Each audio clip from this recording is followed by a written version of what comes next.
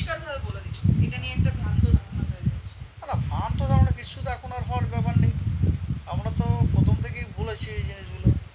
ভ্রান্ত ধারণা কোনো ব্যাপার নেই, সাইক্লোন হওয়ার কোনো সম্ভাবনা নেই।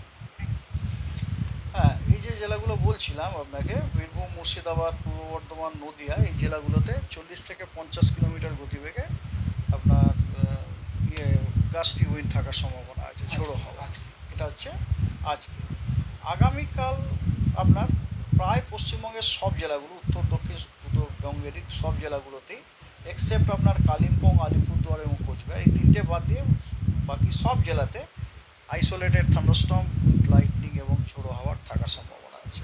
এই সময় এগুলো হয়। আর 25 তারিখেও সব জেলাতেই আপনার আইসোলেটেড থান্ডারস্টর্ম, লাইটনিং, তার সাথে ঝোড়ো হাওয়া।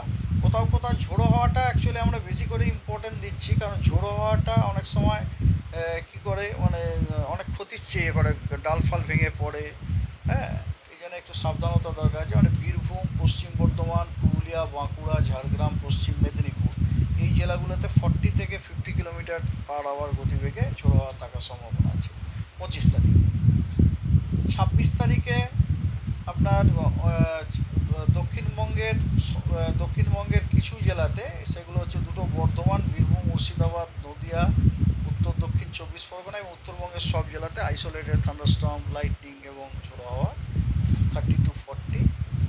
27 তারিখে কেবলমাত্র আপনার দক্ষিণবঙ্গের কয়েকটি জেলা, তাও এক্সট্রিম দক্ষিণ, মানে আপনি বলতে পারেন কোস্টাল ডিস্ট্রিক্ট, পূর্ব মেদিনীপুর, পশ্চিম মেদিনীপুর, ঝাড়গ্রাম, সাউথ 24 পরগনা, নর্থ 24 পরগনা, এই কয়েকটা জেলাতে থান্ডারস্টর্ম উইথ লাইটনিং হওয়ার সম্ভাবনা আছে 27 তারিখে।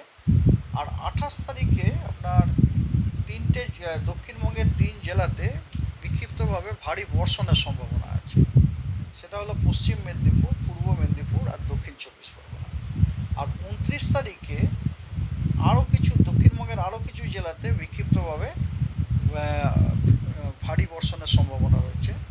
সেই জেলাগুলো হচ্ছে 2 মেদিনীপুর, 2 24 পরগনা, হুগলি, ঝাড়গ্রাম, এই জেলাগুলোতে 29 তারিখে বিক্ষিপ্তভাবে ভারী বর্ষণের সম্ভাবনা রয়েছে। That's all.